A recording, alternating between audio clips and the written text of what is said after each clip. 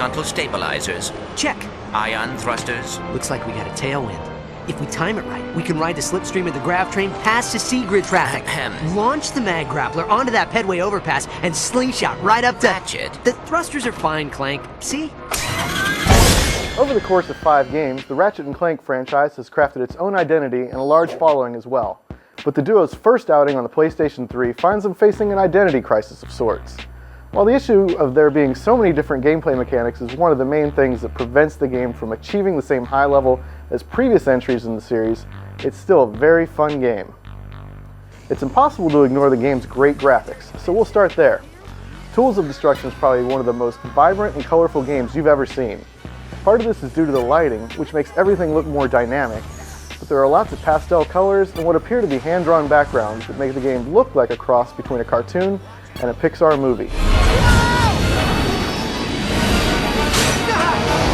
Where are you going? It's a shortcut. Trust me.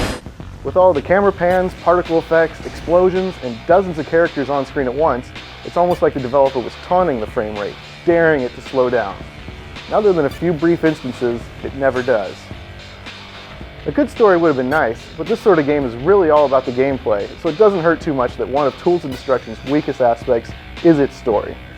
The voice acting is solid, and the dialogue is quite funny, but the story is barely fleshed out enough to give you reason to go from one level to the next. Heavily armed robotic commandos, but I figured, hey, if you were in the neighborhood, maybe...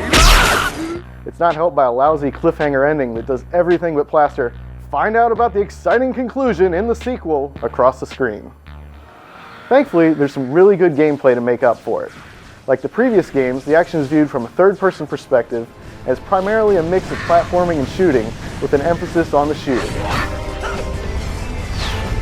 One of the game's best aspects is the controls. You'll be jumping around, blowing bad guys away in a matter of seconds. As always, Ratchet has a large arsenal available to him. There are grenades, rockets, spikes, blasters, a whip, bouncing saw blades, and a whole lot more. He also has a lot of gadgets at his disposal. Ratchet can release a swarm of nano bees that will attack anything that gets near, toss up a disco ball and blast enemies as they dance, turn foes into penguins, and even break out a holographic pirate outfit for those occasions when he just needs to be all piratey. While the game does a good job of encouraging you to use different weapons and items, you'll find that there are a handful that work extremely well, so it's possible to get into a rut of using the same attack patterns over and over because they're so effective. There's a lot more to Tools of Destruction than platform jumping and shooting, perhaps too much.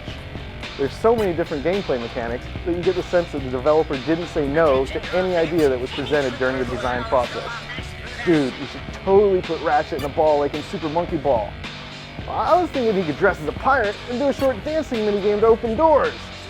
Consider it done, and while we're at it, we'll have him fly a spaceship, swim, and grind rails too. The game uses motion controls to mix results. You'll fly around levels, tilting the controller to steer, and even hack security systems with motion controls by rolling a ball around and conducting electricity. These minigames aren't bad, and they actually control pretty well, but they're just not as fun as running around shooting guys. Oh yeah, there are a few times where Clank goes solo. These situations are more puzzle and platforming oriented than Ratchet's, and you'll have to use the zony alien dudes that only Clank can see to help repair items and manipulate bridges.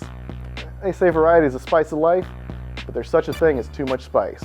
The fact is, while some of these things break up the flow of the game, the core gameplay is so solid, you'll still have lots of fun on this 10 to 12 hour adventure.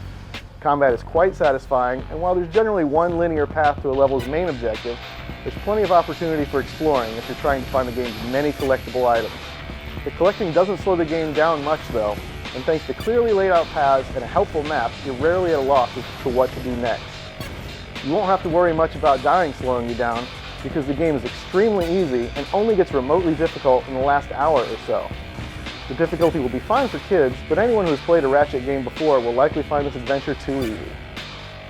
To throw everything in, including the kitchen sink style gameplay that takes too much of the focus off platforming and combat, as well as a lack of challenge, keeps Tools of Destruction from achieving the same level of greatness as its predecessors. But it's a very good and good-looking action-adventure game on a system in need of just that.